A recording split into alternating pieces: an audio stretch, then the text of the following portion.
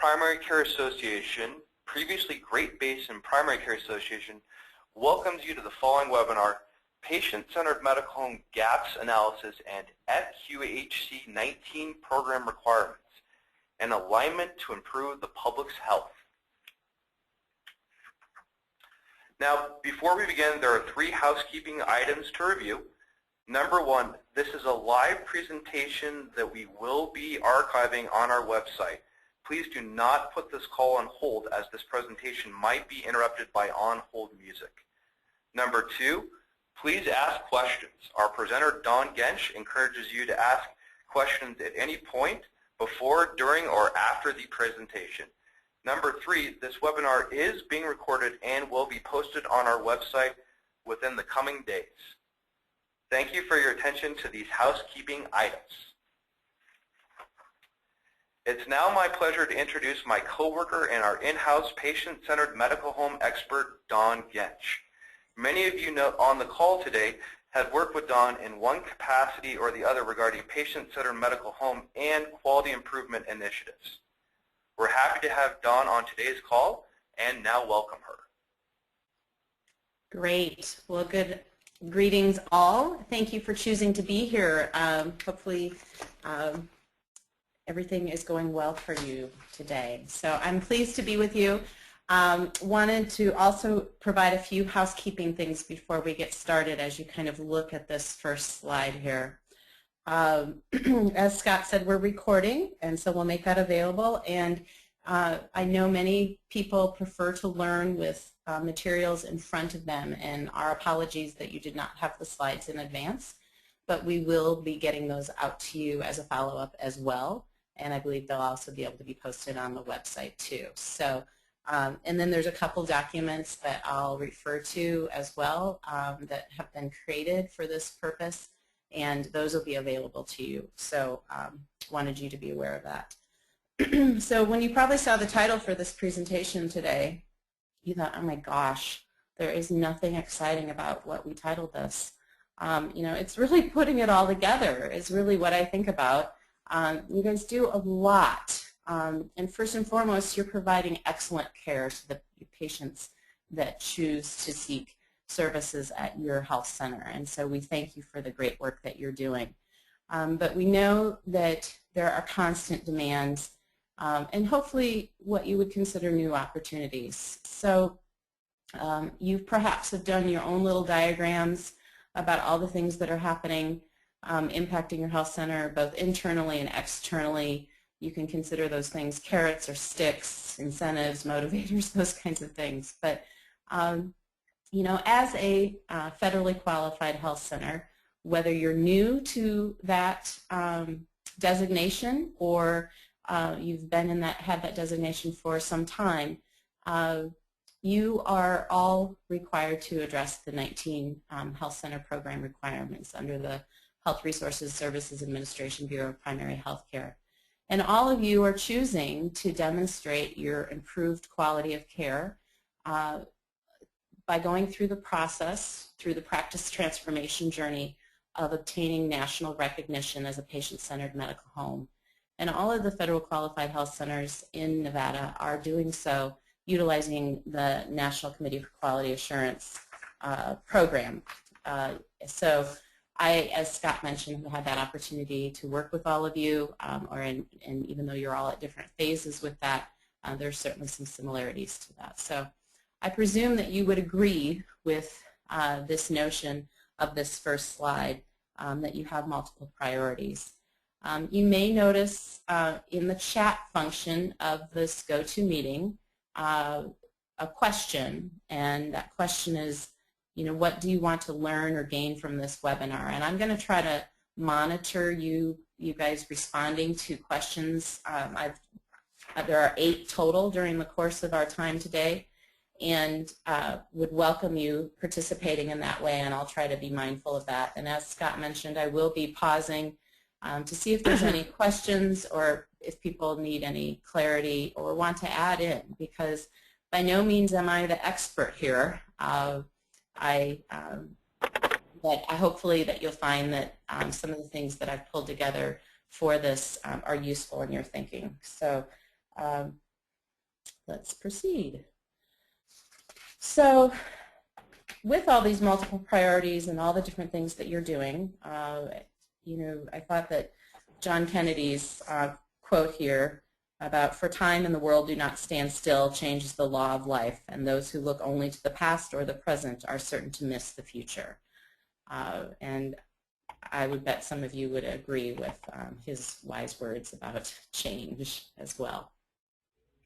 So as you might recall from getting the information about this webinar, we have a couple learning objectives that we tried to identify and hopefully we'll be addressing throughout the course.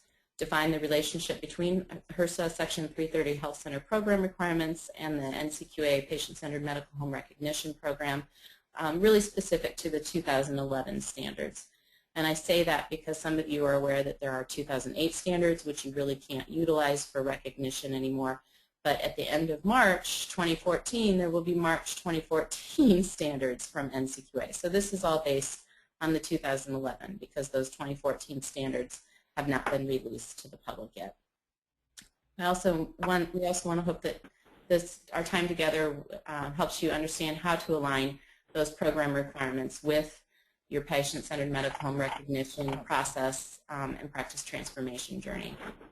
And hopefully it'll also help you identify some areas of improvement that you can work on and to help you with your patient-centered medical home preparation, and I would like to say sustainability as well, because once you complete your survey application and submit and get NCQA to review it and you're determined to be at a level 1, 2, or 3, you're not done. This is a journey, and so I want to make sure you think about it from that perspective as well. And hopefully, again, the last objective, strategies to enhance your quality improvement or assurance program and plan.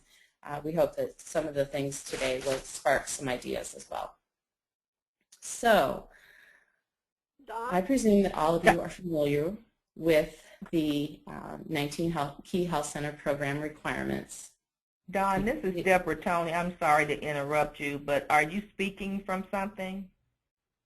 I am speaking from something, and welcome, Deborah. Do you you. have the GoToMeeting web link? Because No. You do not. Okay, well, And Scott, we're late, we know. Okay, well, we're glad to have you join us. Thank you. Deborah, this is Scott. I'm going to go ahead and I will email you the GoToMeeting instructions right now. Thank you very much. Dawn, Yes. can you hear me? Yes. I heard somebody, and then now that voice is gone. Dawn, Yes. this is Sharon, and I didn't have information. I didn't know how to get to you online, and I'm sitting here. I need a meeting ID.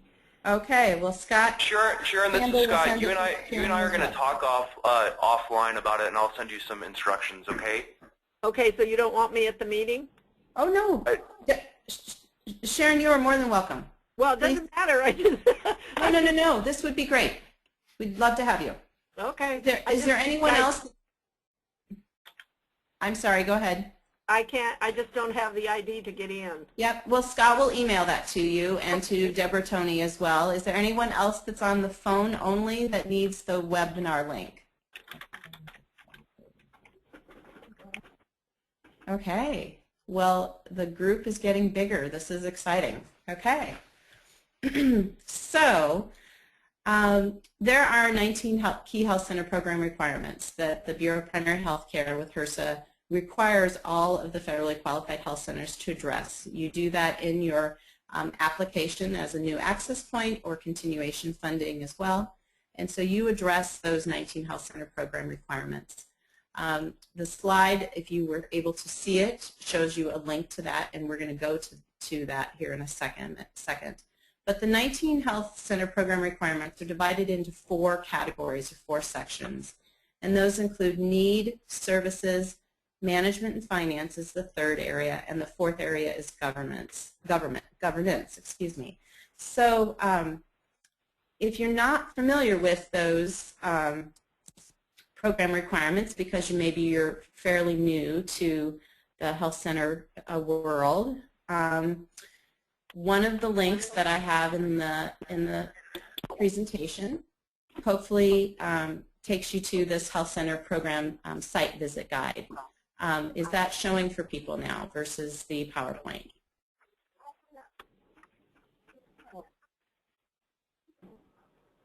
Okay, I hope it is. Yeah, Dawn, I can see it, and we're starting to get some feedback on the line. So, Dawn, I'm going to mute all, and then I'm going to unmute you. Okay? Okay.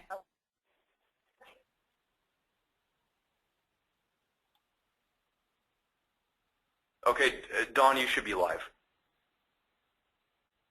I am live. All right, thank you. So the health center program requirements are available through the Bureau of Primary Health Care's website in several different formats. But when the Bureau does a site visit because they have concerns, or maybe they don't have concerns, they use what's called the site visit guide to help guide that visit and discussion that they would have with all of you. So I'm kind of paging through this and just wanted to get to the table of contents so you could see. So as I said, the requirements are divided into 4 categories. So the first one is need. And you can see here that the first area is talking about needs assessment. The second area of the requirements talk about services, from your required services such as primary medical care to additional services, your staffing, your accessible hours of operation, location, after-hour coverage, hospital admitting, etc. And that continues. That services section also addresses sliding fee discounts, quality improvement assurance plan, which is huge.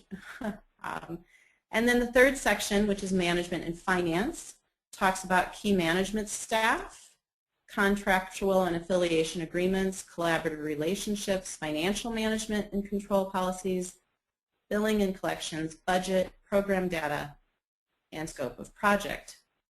And then the fourth and final component or area in the 19 Health Center program requirements focuses around governance, where you have board authority, board composition, conflict of interest, is included in that. So those are the 19 sections. So if you're not familiar with this visit guide, I think it's really a nice way that the requirements and the questions and the components that you're to include are arranged. So I encourage you to look at that. Now let's go back to my presentation. So again, we're divided into, we're divided into 4 sections: needs, services, management, and finance and governance.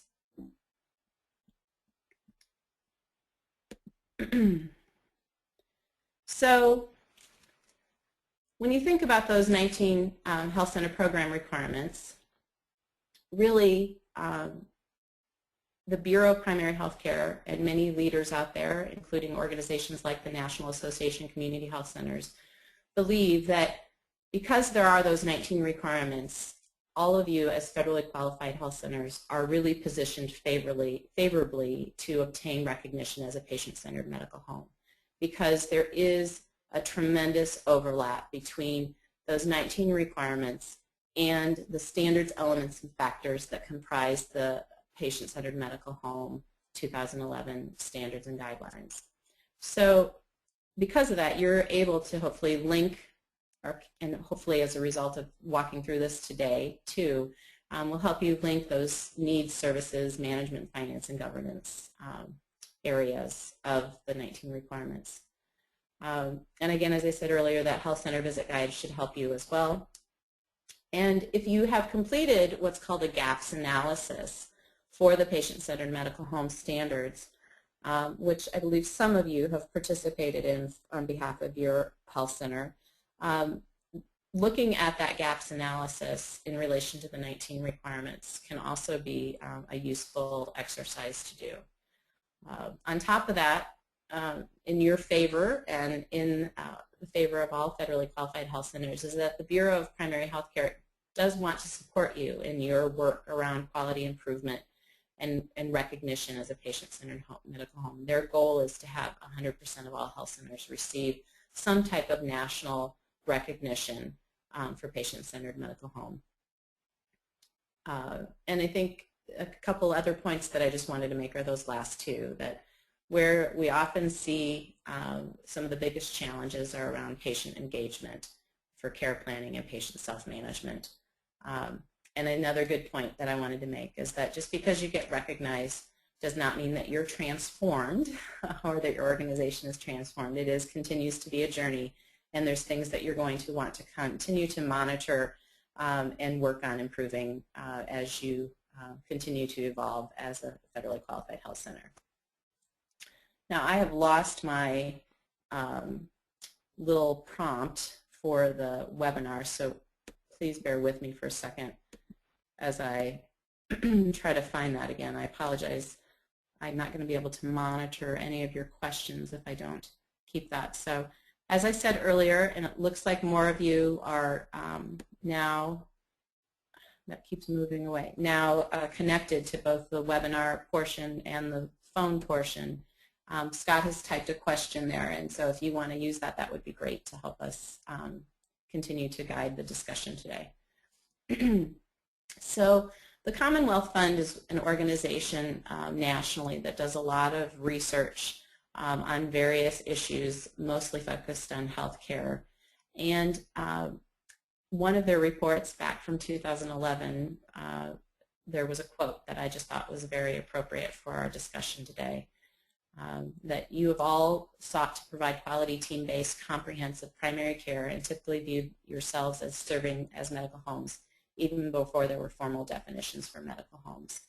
And I think that's a very appropriate statement. That there are, again, many things that health centers, federally qualified health centers, have been doing, some because you're required to, but that many of you were already in some fashion serving as a medical home or a health home. So we've talked a little bit about the 19 requirements. Let's talk next about the National Committee for Quality Assurance Patient-Centered Medical Home 2011 standards. Again, some of you, this is new, and some of you have lived and breathed this for probably more of your hours in the day than you would care to. I won't name names, but the 2011 standards are divided into six standards: patient-centered medical home 1, 2, through 6, as you can see there. So access and continuity, is really where you're providing team-based care and access and advice during and after hours, and patient-family information about the medical home.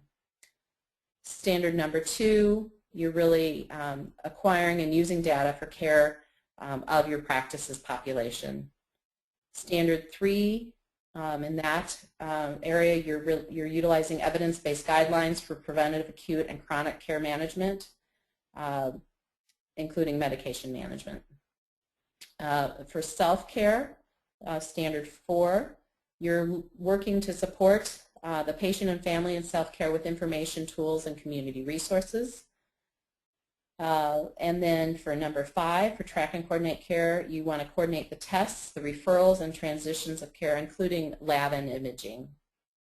And then finally, standard 6, measure and improve performance. This again is an area where federally qualified health centers, as compared to other types of primary care clinics, often really excel because of your requirements to have a quality improvement plan in place and a committee that is actively engaged around your methods of improving your performance in all areas, not just clinical quality, but cost, finance, operations, etc.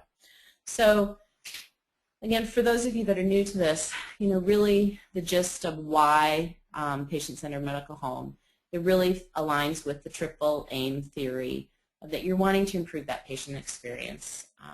Research shows that primary care practices that obtain recognition and continue to transform their practice, putting the patient and family at the center of care, not only improve that experience for their patients, but they also find that one of the first changes that happens is that there's improved staff satisfaction and experience as well. People like the environment that they're working in better as these changes occur.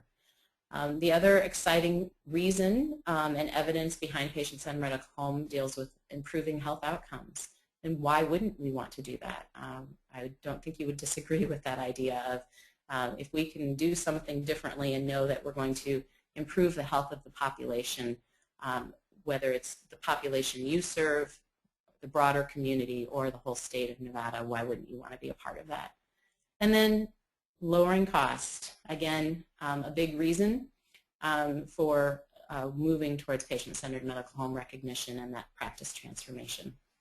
So you can read all about these standards in detail if you have not already done so, following the link that's on the bottom of this page. But I'd also invite you to go to the Nevada Primary Care Association website, and under Programs on the top menu bar, there is an entire section devoted to patient-centered medical homes. So there's many tools, reports, articles, etc. that have been posted that are available for you to utilize to enhance your thinking and understanding, both as an individual, collectively, also for your organization as a whole. So again, I'm not going to go much deeper into the patient-centered medical home standards than this slide right here. There is already an archived webinar that I provided to Nevada Primary Care Association just about a year ago, and I am happy to work with all of you or any subset of your organization if you want to learn more, and we can do that one-on-one or group settings and additional webinars. So this just shows you the 6 standards, and within each standard it is comprised of elements. So that's what this A, B, C, D, etc. under each of the 6 standards are all about. Those are the elements. So then under each of those elements there are what are called factors, and those factors are what people respond to in their application and survey to the National Committee for Quality Assurance. You're saying, yes, we do this, or no, we don't do this. And then if you say yes, you are providing the type of documentation that NCQA is asking for to provide as evidence to show that you are actually doing that. So that could be in the form of reports, screenshots from your electronic health record on specific patients. It could be policies and procedures, which is huge, and there's several other types of documentation. And the standards and guidelines from NCQA specifically tell you what you need to provide.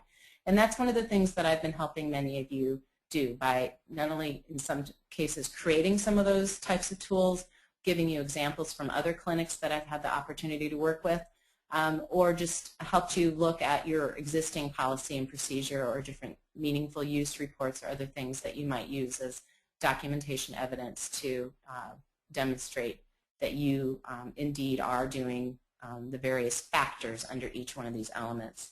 So NCQA has a scoring rubric. You can see the points here. There's a total of 100 points, and there are 3 levels of recognition, level 3 being the highest. And I'm going to do a shout out for the Nevada Health Center's MLK site in Las Vegas for being our first federally qualified health center clinic location to receive recognition. And not only did they receive recognition, but they received level 3. So I'm very excited for them, and know that hopefully we'll hear someday soon. We're 5 months waiting for Community Health Alliance and their Wells Clinic location to get their recognition results back. And so that is an exceedingly long time to wait, but hopefully we'll hear their news soon. But anyway, so wanted to share that with you. So there's level 3, which is the highest, and level 2, which is a point range of 60 to 84 points, and then below 59 points, I believe the bottom is 40 to 59 is level 1. So I think what's nice about that is the fact that it demonstrates that this is a process. No one expects you to get level 3 right out of the gate, but I know many people aspire towards that. So we mentioned gaps analysis earlier on. And so when you're new to all of this and getting acclimated to what the standards, elements, and factors are, and trying to figure out, does our organization do this? Is this happening? Do we have this? and do we have the type of documentation that NCQA would want us to provide. There is a self-assessment tool. It's an Excel tool, and what I often encourage federally qualified health centers to do is to have a group of 8 to 20 people complete this, and to complete this first individually, and then we aggregate the information and have a discussion about how you scored yourself. So the one column here where you said that factor was present, yes or no, that is helping you total up to 4 points. But in a group of 8, there might be 6 of you that say yes and 2 of you that say no. And by going through this process of this self-assessment and creating a gaps analysis, it gives you that starting point for your discussion and your journey to put all of the tasks and things on a time frame, because there are certain things that you need to have in place first. And as an example, I've referenced policies and procedures. There's many of these elements and factors that require you to have a demonstrated policy or procedure in place, and it needs to be approved, and it needs to be signed and dated. Needs to have your clinic name on it, and it needs to be in place operationally for 3 months prior to when you would submit it as part of your application and survey to NCQA. So of course, having those things accomplished early on in your process are really important, because if you can't demonstrate that those policies and procedures have been operational for 3 months, then you really shouldn't submit, because NCQA would not approve you. So that's just giving you an example. But you might be able to see at the bottom of this page, there's a different tab in this Excel spreadsheet for this gaps analysis that has the information for each of the 6 standards and allows you to go through that. So I think I've already really reiterated this fact that the HRSA is very excited and very vested in you all working towards attainment of patient-centered medical home. And so that's what this slide is addressing, and I'm not going to read this for you, but again, when you get this as a follow-up to the webinar today, you'll be able to read this in more detail.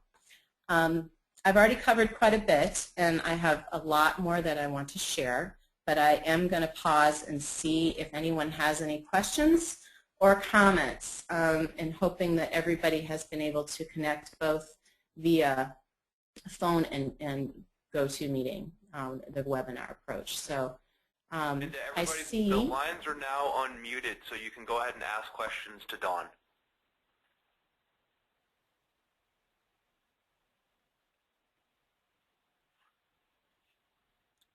So okay. So we posted the question, as you think about your patient-centered medical home self-assessment, or gaps analysis is another way of phrasing that, your responses that your organization has for each of the factors under each element and standard. What are your areas you need to improve? And Nicole, thank you for responding. You said proving what we are already doing in a way that is easy to report. Good point. It is kind of hard. Some of these factors are not necessarily intuitive or easy, and many times you have to write out. You may have a process or procedure might be very clear to all of you and all your staff as to what you do, but you may not have that documented in some way, and so that's important. And you also, I presume, or I know from working with many of you, have had issues that, oh, we don't have an ability to report on X or Y. So we need to figure out how to do that. We need to add a structured field in our electronic health record so we can capture that so that we can report it, etc. First Med, you also commented, you said we would like to know more about the team approach and how to improve on the referral, tracking, and follow-up. Well, since we're going to chat tomorrow afternoon, or some of you are going to chat with me tomorrow, we can start with that. And I think I'll be addressing a little bit later on briefly about that today. You also suggested that you want tools that are needed that can help with patient engagement. Yep, we have some of those, and always happy to have others share. Okay, so that's good. So that was in the chat. Are there any additional questions that people want to verbally ask or comments that you want to make at this time?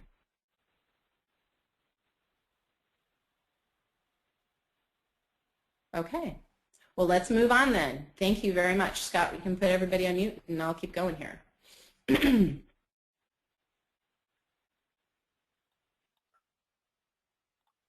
With this presentation today is about the public and the population health. And so, you know I'm probably preaching or talking to the choir here today, but just for the sake of having some definitions, you know, this is one definition of public health that perhaps many of you are familiar with. And you know, I am a public health educator. Some of you know that. My career has been in state and local governmental public health, academia for public health, as well as several different nonprofit organizations. And a lot of my work has always been around performance improvement, systems design kinds of things. And so when I had the opportunity to not only work with more primary care types of settings, and then the Primary Care Association starting in Iowa, and now almost 2 years with Nevada, it's been very exciting because, you know, really in primary care and what you are doing as a federally qualified health center positions you so well to be impacting the health of the public and the population. So there are just a lot of exciting and really innovative ways that federally qualified health centers or sometimes other types of primary care clinics are working with public health from a local or state governmental health perspective, or sometimes more from a programmatic perspective like maternal and child health programs or WIC, etc. So, but if you think about Healthy People 2020 and all the versions that came before that, and think about those goals and objectives that are part of Healthy People 2020, you are, through the work that you do, through the clinical quality measures and the uniform data system, impacting the health of the public. And so I think thinking about how you do what you do for your population, for your community, your catchment area, and how you can perhaps better align or integrate the work you do with public health and kind of leverage some of those resources, I think is really an important conversation and some thinking that I encourage all of you to do. So you can see on some of these slides I have a couple references to some articles, websites, and or books, publications that I really encourage you to add to your library and do some reading of, because even though a couple of these, 1988 and 2001, are certainly not very recent, the context and the content and recommendations that came forth from the Institute of Medicine, as well as with this Crossing the Quality Chasm, are incredibly important and still very valid today about how public health and primary care can and should link and integrate what you're doing. And you know, when you think about that statement and think about just the first of the 19 requirements, needs assessment, many of you, I presume, utilized data, information, programs, resources, things from your local or state public health entities or similar types of organizations in the materials that you prepared for your application back to the Bureau of Primary Health Care. So again, you know, the American Academy of Family Physicians, they too are also talking about how primary care providers such as family physicians should also partner, cooperate, collaborate, etc. with their local health departments or local health authorities and the various programs and funding sources both at a federal and state and local level. So, all right. Again, just a few more things. The Association of State Territorial Health Officials also have talked about this, and they have a really interesting integration strategic map. If you've not taken a look at it, I encourage you to do so. That again is talking about alignment for services, needs, again, helping to address the health outcomes of the entire population. So we've already gone to Health Center Program Site Visit Guide, but again, this is the link to that. This shows you one of the sections, which I kind of showed you a little bit about that previously as well. But utilizing this, and the information that you and your organization provided in response back to the Bureau, I think is a really good strategy for you to do when you start diving into your patient-centered medical home transformation journey and thinking about what you do, or maybe just need to write down that you do in providing care to your population. So, so please utilize that resource if you haven't already. The transformation for patient-centered medical home, one organization that I strongly recommend that you spend some time getting familiar with some of their resources is Qualis Health. And they have talked about change concepts, things that are bigger in some regards than just the standards of the patient-centered medical home. And so this diagram helps outline kind of where you should start in your thinking and actions for patient-centered medical home transformation. So there really does need to be a foundation, and sometimes there's people use diagrams of a house. I'm talking about the foundation of your house. But your leadership, not only your senior leadership, such as your CEO or your executive director or your chief medical officer, they of course need to be engaged. But truly your whole organization and all your staff need to be engaged. So I don't want you to think about leadership as only the people that are in those top positions. But people need to be engaged and invested in moving patient-centered medical home forward. And you also have to have a strong culture, a strong program around quality improvement, and have strategies or processes in place that you use.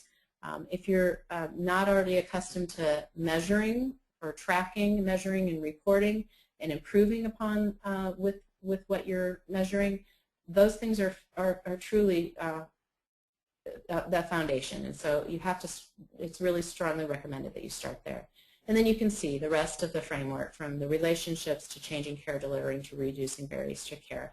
So it just helps you in your thinking and strategizing, and it also is impacted based on how much time things often take to impact change.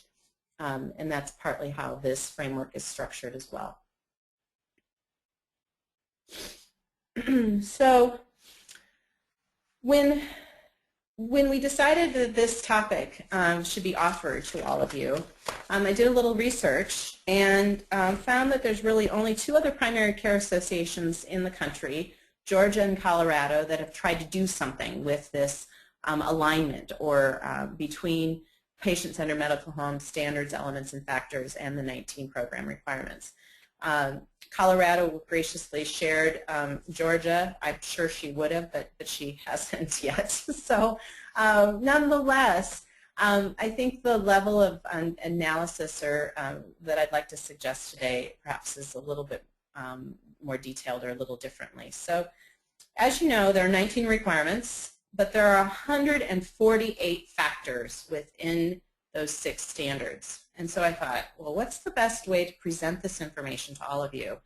And I thought, well, 148 slides, 1 for each factor, seems a little obnoxious. So we're going to go the 19 requirement route. So that crosswalk document that Colorado graciously shared with me, and actually I think I've improved upon, and they wanted me to do that, that will be a follow-up document that you get. So it has a column of the 19 health center program requirements, and then in the next column it has those change concepts that I referenced already that are recommended that you need to do in relation to your patient-centered medical home transformation. And then in the third column it aligns specifically with and tells you which element, which standard and element, like 1E is here, that aligns with needs assessment. So you would see in that Excel file that needs assessment is then aligned with these elements here, 1E, 1F, 1G, 2C, 3A, 3B, and 6A. Now, I realize that this is, this is a really challenging topic to try to share with all of you when you don't have all the tools in front of you. And even if you did have the documents I've been talking about, I still think it's a little bit challenging. So when you hopefully go back and take some of the information that I'm suggesting today is perhaps useful for your thinking and doing, don't try to bite it all off at once. Pick one of these 19 program requirements where you have had some challenges with, or that you frankly just want to start with because it's an area that you like or have a particular interest in, or you have a concern about. So, as we go through this, recognize it's a lot of information, but I think if you just take one bite at a time, it will hopefully make more sense when you go to utilize some of this.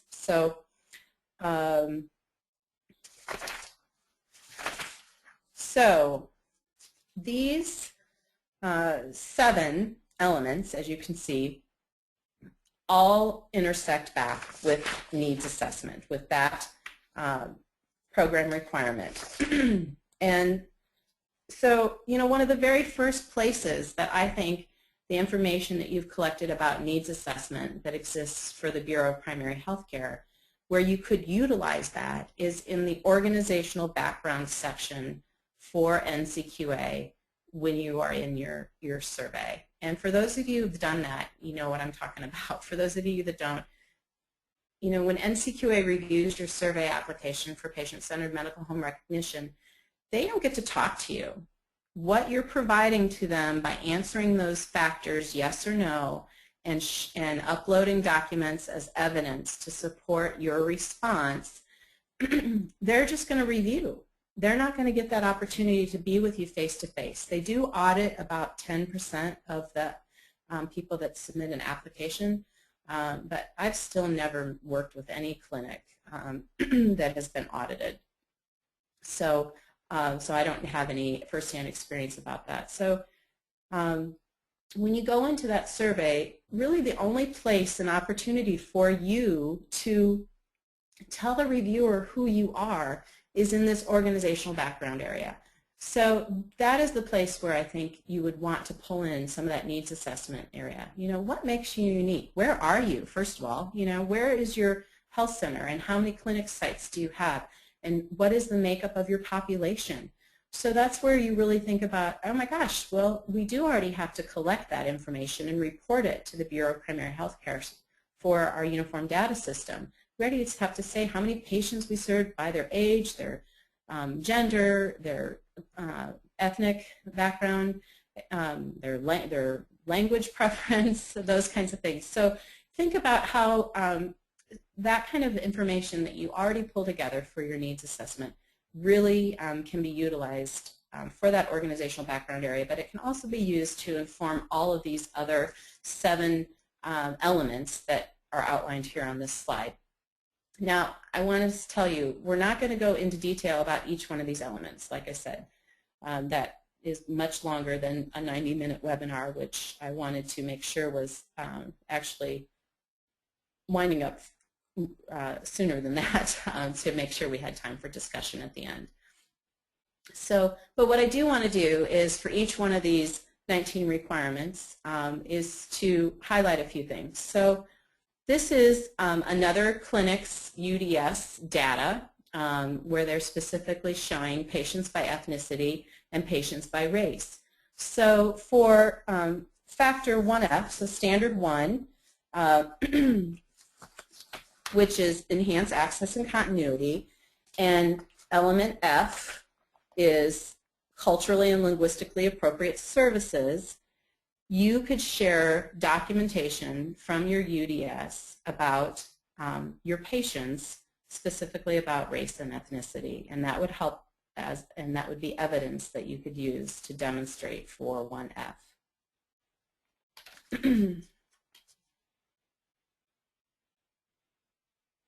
Okay. Another example that goes back to needs assessment is for 2C, which is a comprehensive health assessment. Now, what they really ask you to show here is actually a completed health assessment. Many people do screenshots from their electronic health record for one or multiple patients so that they can show that they meet each one of the factors under 2C. So do they have the patient's name and age and gender and ethnicity and Do you provide advanced directives? And I mean, there's just not health, but those kinds of things come under this area. The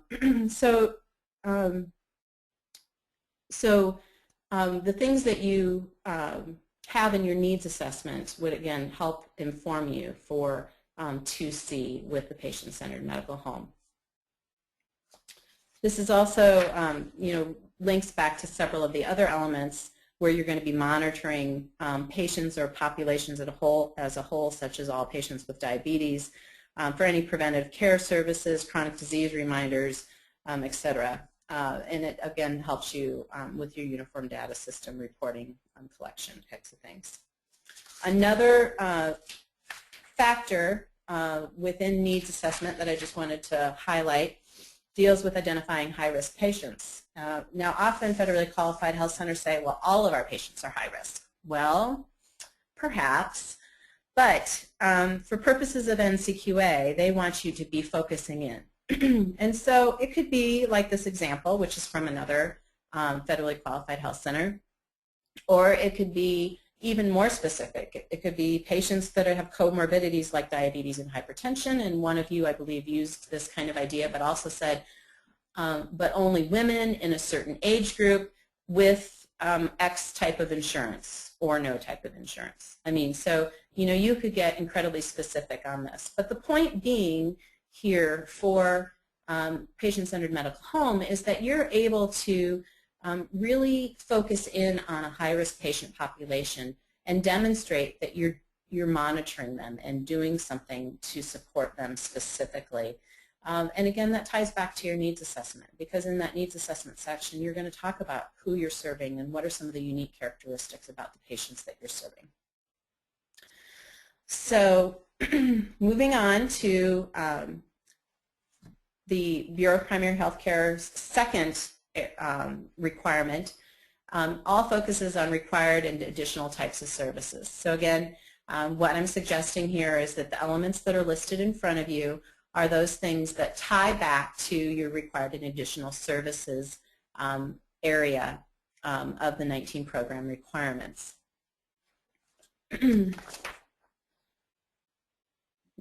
Now, this section, this is the second section, starts the second section of those 19 health center program requirements, which is called services. And I really hoped that you were not going to get to hear my dog, but she is already barking, so I do apologize. We might be moving here momentarily if this doesn't stop, so I apologize that you're getting to hear her in the background here.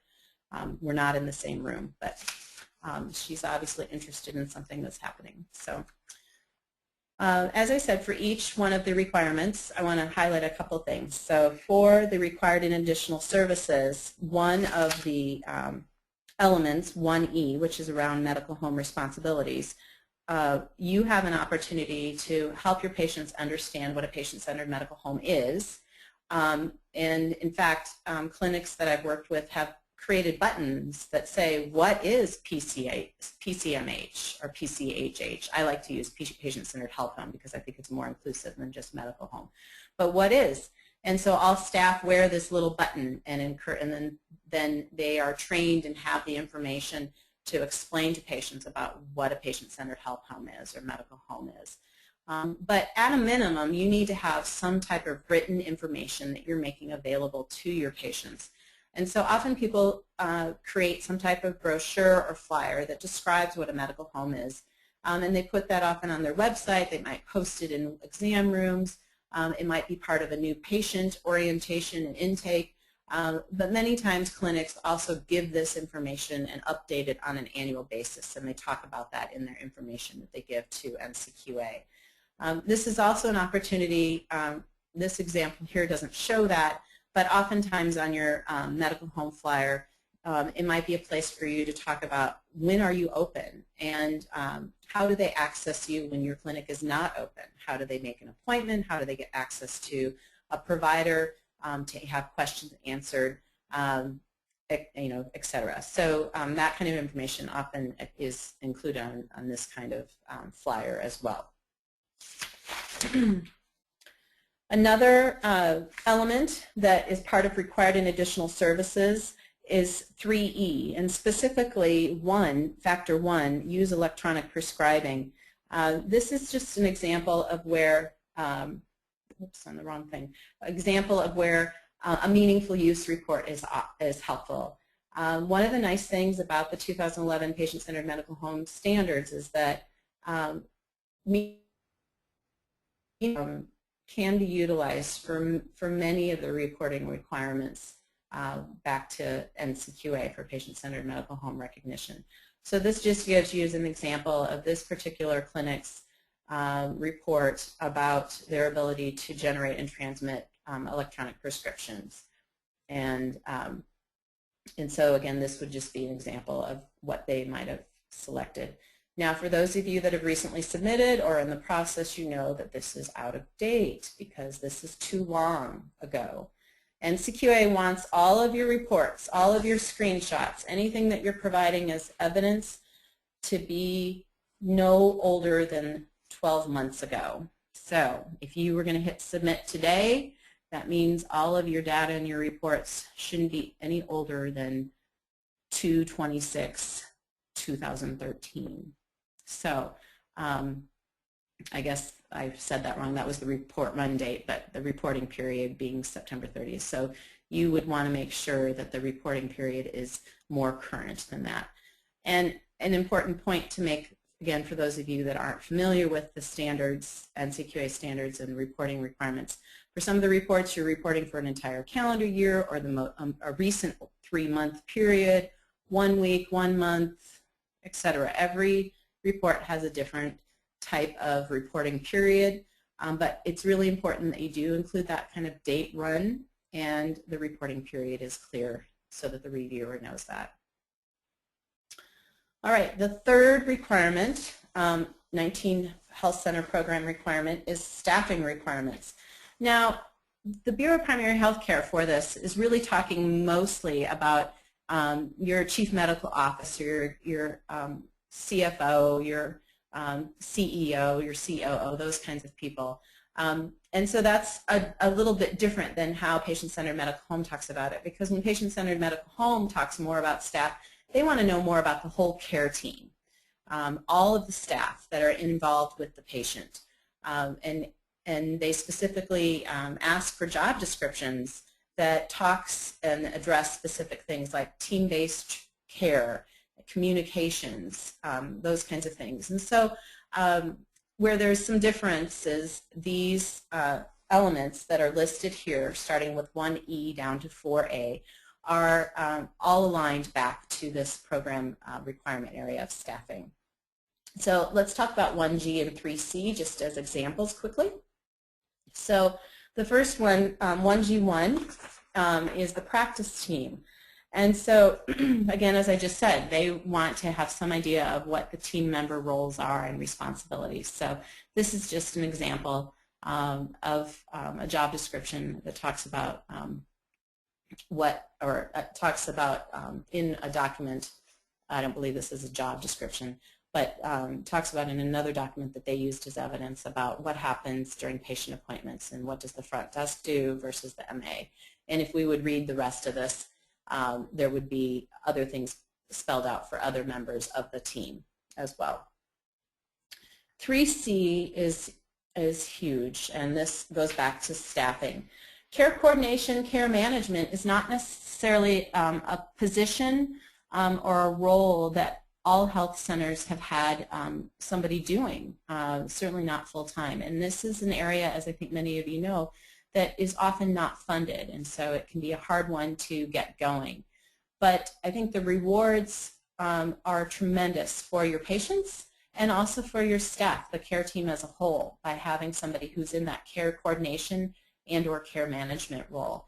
And so there's lots of innovative ways to do this, and think about it both from an internal perspective, how you add this kind of duty or hire new people. I've worked with several federally qualified health centers that have had that luxury and been able to make some staffing changes in their model to hire people and have care coordinators, or at least one.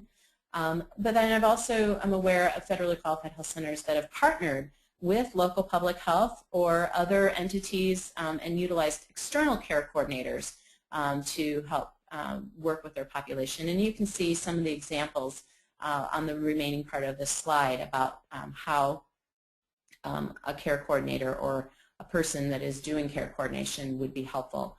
And this really transcends not only 3C with the NCQA, but impacts several other elements across the standards as well. Requirement number 4 is accessible hours of operation. And boy, you guys, all of Standard 1, I didn't put 1B, but in further thought, I really think 1B is also important here too, which is after hours access. You know, the Bureau wants you to talk about, well, when are you going to be open?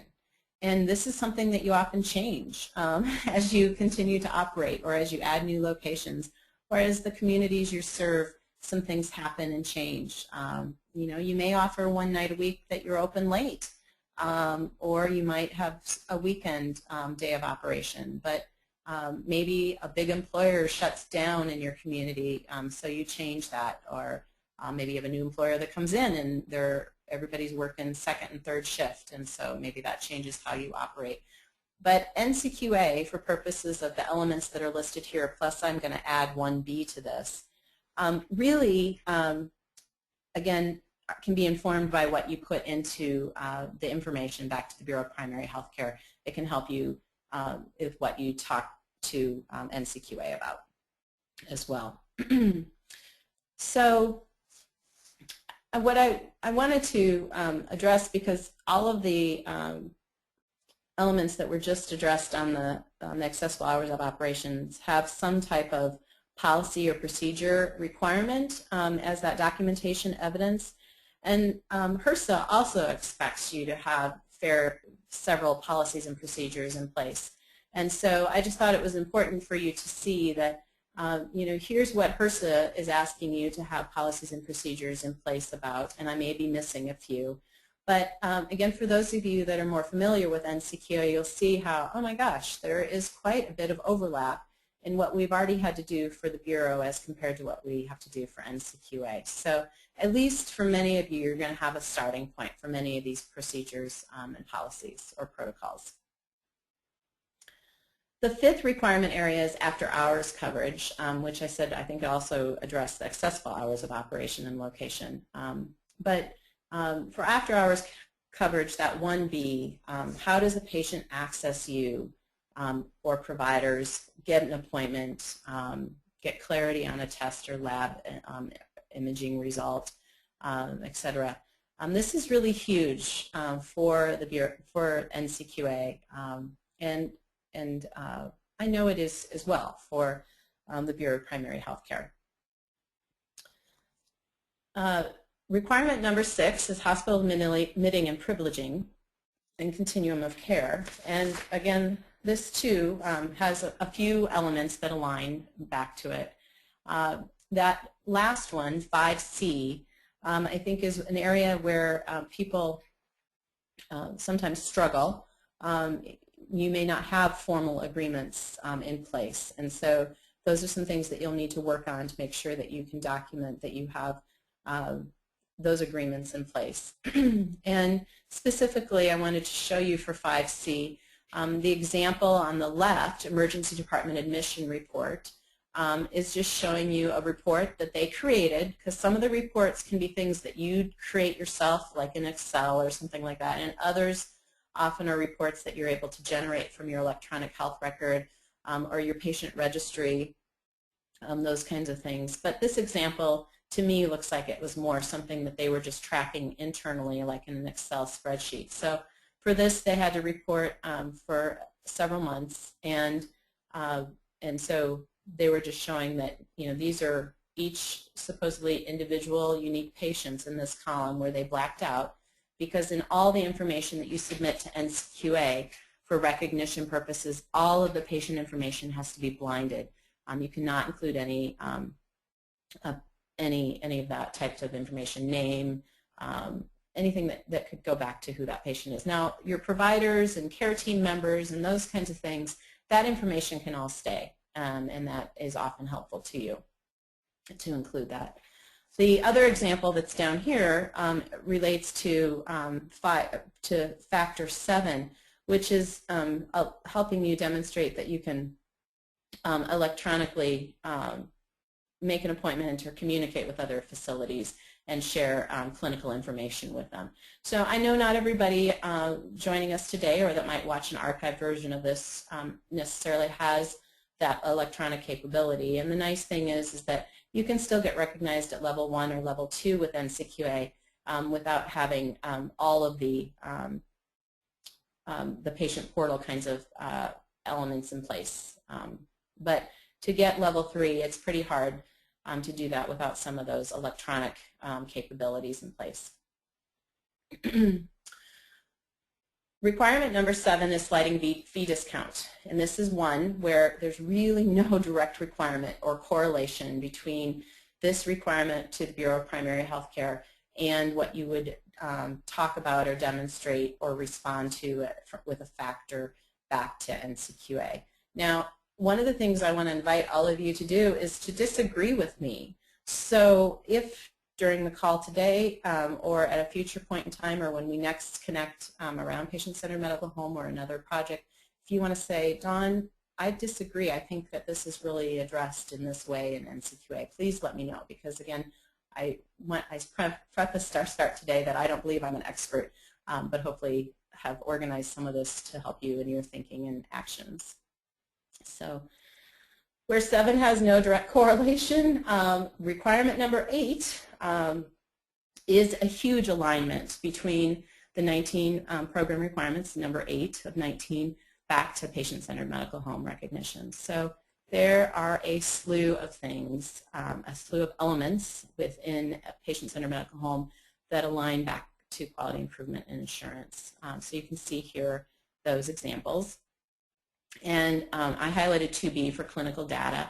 And of course, one of the ways that you can help demonstrate that, people often use their own UDS data or some variation of that, because you might be monitoring that a little differently than what you then report to the Bureau of Primary Health Care for UDS. But what I've shown you here are just some of the clinical measures that you are all reporting and probably are all saying, yes, that was last week, Dawn, we're done and over with it. I hope it went well for all of you that had to report. But this is just the national data on some of those measures that you would want to be presenting information specific to your organization as a whole or at a clinic level. Most likely the clinic level is the level you would be presenting it.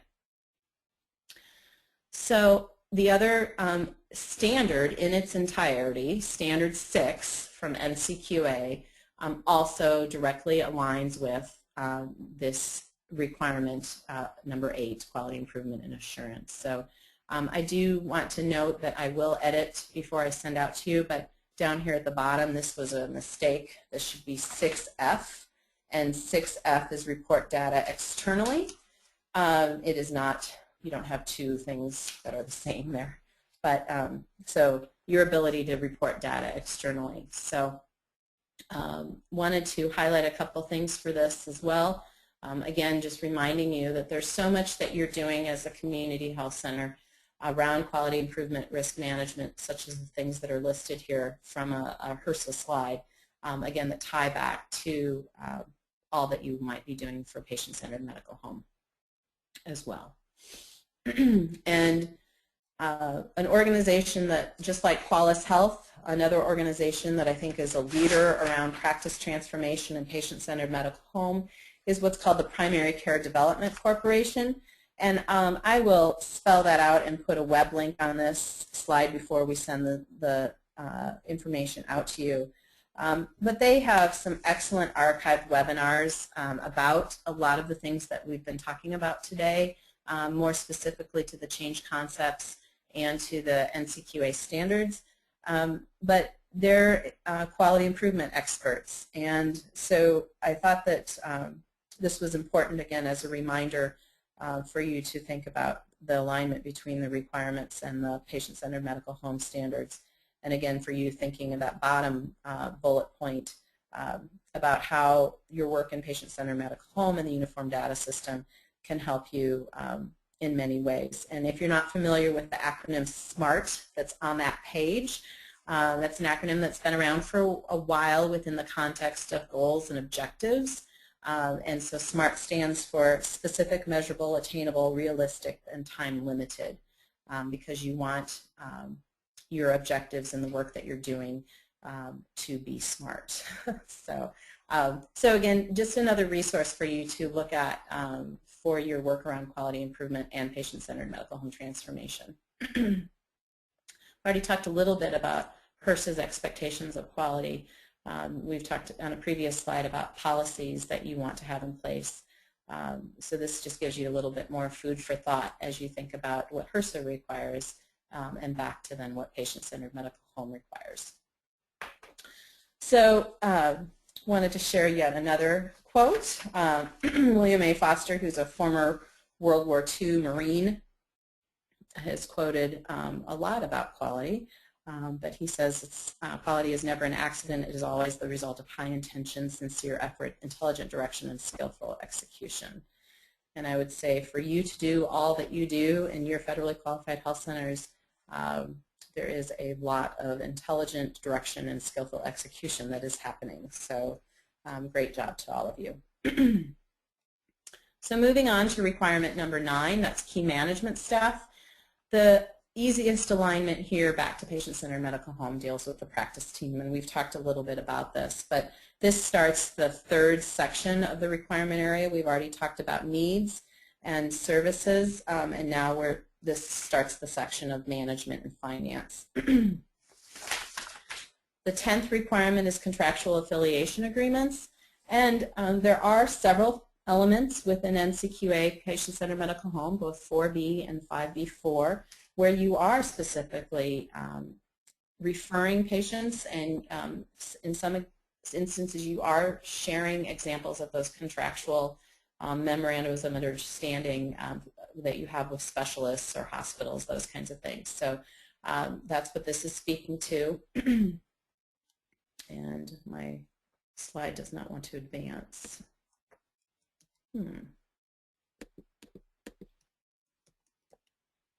Well, interesting. My screen has frozen. I hope you can all see me, or not see me, hear me. I don't think I've ever had that happen. Well, isn't that strange?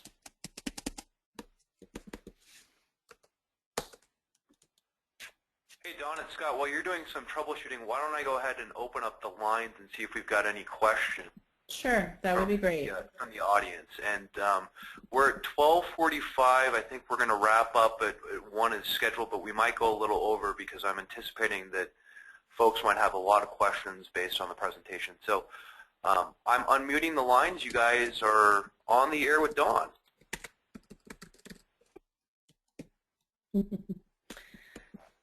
And I am still stuck. My cursor is totally gone. Wow.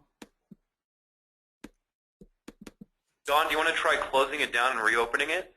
Not, well, it's not, I mean, I would have to totally disconnect because I would be turning myself off. I mean, I would be powering down. So no, I don't. Can you close your PowerPoint though and then reopen it? No, it's not. There's nothing that's. I'm not able to do anything.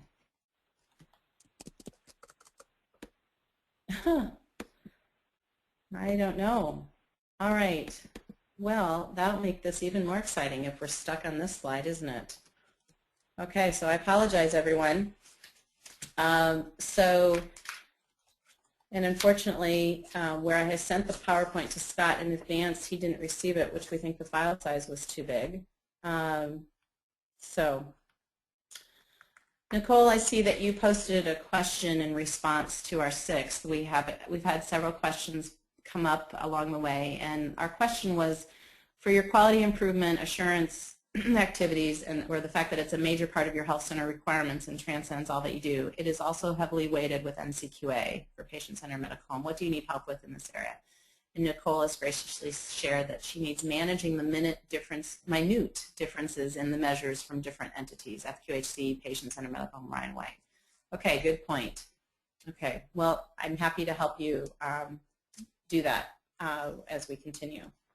Okay, so you guys, we're going to have to wing it here. I do very much apologize that you're now going to be stuck on slide 10 because I really don't want to shut down and have to call back in because I think that will be even more of a waste of time here. So that was just requirement number 10. And when you get this slide deck here in another day, the example that I was showing is for 4B, where you're tracking community resources. And so one of the nice things about this is that, you guys are connected. And so you're already doing so much for community resources. So you might be doing things around housing, transportation, food, those kinds of things. It could be for chronic disease self-management types of programs. There could be lots of different things that you're referring to. So you need to have some type of inventory of what you refer people to, and you need to be tracking a little bit about that. And that's what the example will show you when you see that. And I'm just going to keep pushing keys on my screen and hoping that eventually we get whatever is stuck to move forward. So the 11th requirement area is collaborative relationships. And again, this is an example of collaborative relationships are where you're being asked by HRSA to establish and maintain those relationships with other healthcare providers, including other health centers in your service area. And how that aligns with patient-centered medical home is it relates again back to those medical home responsibilities and care coordination, because as the health home, you need to be aware of who your patients are seeing, where they're going for specialty or other types of services. And especially as it relates to those clinical services, you want to make sure that you get that information back from them and are able to close that loop on that information. And so you're going to be in that number 11 requirement on collaborative relationships. You're going to be talking about your medical home responsibilities and also 5B, which is referral tracking and follow-up. The 12th requirement area as a health center is financial management and control policies. And certainly your financial measures that you report for UDS help you in this area as well. But this entire requirement area around financial management and control policies aligns best, again, with patient-centered medical home 6A, where you're measuring performance. Because in factor 3 for that, you have to talk about 2 utilization measures. Then the next slide, which I'm not going to read to you, but necessarily, I have some questions for you about whether or not the financial health of your health center. And so those kinds of questions can help you, again, I think, from the perspective of being responsive to the Bureau of Primary Health Care, but also to patient-centered medical home. So, part of that talks about your payer mix and your collection practices and those kinds of things. The 13th requirement is billing and collections, and there's really no direct requirement or correlation between this 13th requirement area, a program requirement area, and patient-centered medical home. One of the things that I contemplated about, however, was whether or not test tracking and follow-up perhaps might be an example of something that interfaces with your billing and collections policies and practices. So I'd be curious to know if you would agree with me on that or not. The 14th requirement area as a health center is budget. Again, there's no direct requirement in the primary in the NCQA for you to talk about your budget. Yet, when you think about empanelment and enhancing access, those kinds of activities and change concepts that you need to work on to become a medical home really do impact your budget. So if your patients are empaneled and you measure your supply and demand, as well as make sure that your patients can see their primary care practitioner when they want, it will impact your budget. So where there's no factor or element specific, I think that that's one way of thinking about how those align. The 15th requirement is program data and reporting systems. And if you could see this slide, you would see it is huge. There are about 20 elements within of the 38 that have some type of data reporting requirement. And so there's a lot of alignment with this requirement, back to HRSA, where you need to have systems in place which accurately collect and organize data for program reporting that support your management and decision making. And a couple of years ago, when electronic health records weren't being utilized as much, this might have not been an area of a lot of strength for all of you. But now that all the federally qualified health centers in Nevada certainly have electronic health records, some of you have patient registries, and you have other tools that you have in place for your program data and reporting. This is only, I think, going to get hopefully easier for all of you, but certainly aligns and helps you meet many of the elements in the patient-centered medical home. And then for this one, I have a couple examples that you'll see. One is for 3A around implementing evidence-based guidelines, and how do you show that you do that within your within a patient record. And then also, how do you report performance documentation? We have some examples of how you would document that for reporting performance, which is for 6E. So there's several different ways that you can go about doing that. So you'll see that when you get the slides for 6A, reporting your performance. Many of you, I know, utilize data walls that you have for your staff and various care teams. Sometimes you have those data walls on various metrics that you keep in your waiting rooms or areas for your patients. Sometimes you have annual reports, or you utilize your website as ways for you to report your performance and the work that you're doing. 6F is another one that I wanted to share some examples with, and so in the slide deck that you'll see some examples for 6F where you're reporting data externally. And so that could be for meaningful use purposes. It could be for to your Medicaid or Medicare office, or to other payers. Another one of the factors speaks specifically to immunization registries. So you're just demonstrating that you can report that. And so again, that all feeds back to the 15th requirement area of program data reporting systems. The 16th area requirement is scope of project. Again, this is one where there's no direct requirements in the NCQA standards that align back to scope of project necessarily. But when you think about patient-centered medical home and the principles behind it, it's really for all patients and putting patients and family at the center of care. And certainly as you change the scope of your project, as you add clinic locations, as you add types of providers or services such as OB or serving a specific population, that's going to impact your organization as a whole, but it impacts how you respond for a patient-centered medical home. And then the 17th area is board authority. Again, there's no direct requirement of your board per se. However, I would argue that all your policies and procedures back to the Bureau as well as to NCQA must be approved by your board, and they must be in place for 3 months operationally, as I talked about earlier. So where there's not a really great alignment between board authority as the 17th requirement back to patient-centered medical home, I would say that's one way of thinking about it. However, the 18th requirement is board composition, and certainly your work for patient-centered medical home standard 6, element C, on implement continuous quality improvement, and having patients who are on your quality improvement teams or on your advisory council certainly is a way for you to demonstrate that, and is the place where that would be aligned the most. Then the 19th area and last requirement area for HRSA as a federally qualified health center is conflict of interest. And there's really no direct correlation there back to patient-centered medical home, other than, that's your health center bylaws, your corporate board approved policy, things like that. So there's perhaps a way of thinking about how they're aligned, but it's not direct. So with all of that said, I know this has been a lot of information and our time is almost up, and I thank you so much for joining us today. And since we can hear one another, even though your slides are not advancing, I will stay on as long as you would like today to continue to talk. I do have a couple more things that you'll see in the slide deck when you get that.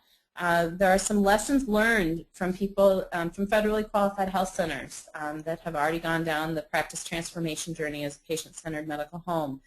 And that process has changed their organization because in many cases they have more formalized policies and procedures.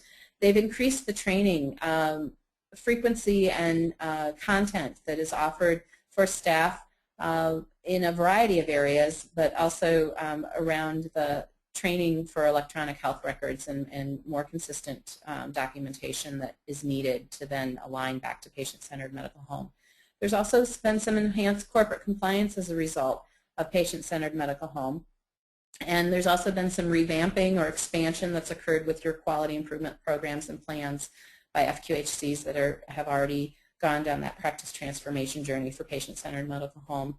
And certainly it's assisted in the enhancement of partnerships with hospitals, community mental health centers, other integrated services, and I think really starting to demonstrate some improved health outcomes for the population as a whole. So those are just a few lessons. I'm sure there are many more during the process and at the end of submitting an application. I've identified a couple other resources that were not already shared in the previous slides. You'll find that on that last slide.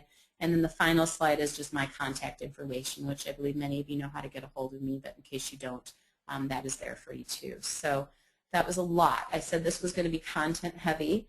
Again, we organized this so that you were looking at the 19 program requirements and then which of the standards, elements, and factors under within the NCQA patient-centered medical home align underneath each of those 19 program requirements. So there were a few that we didn't really have an alignment, but for the most part there's at least one and a couple of examples where there's like 20 of the elements that come back to it. So thank you for your time. Again, I will continue to remain on and invite any comments, questions.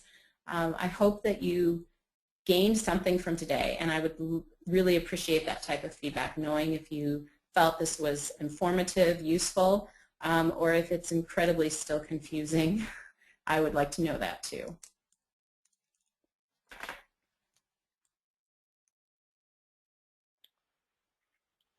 And I see that the lines are unmuted. Thank you, Scott.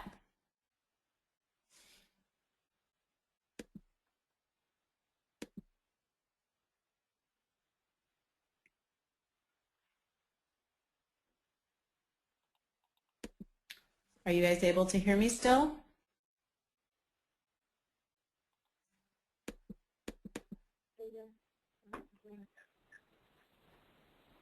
Are we done?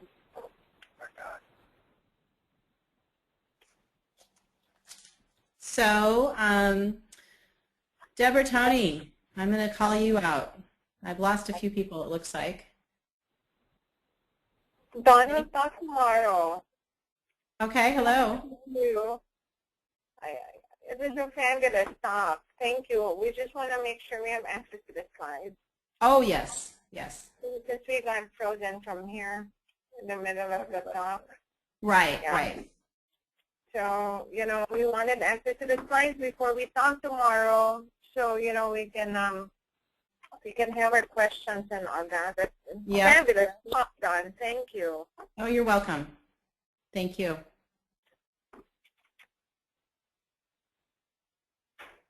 Any other comments from anyone on the call that's still remaining?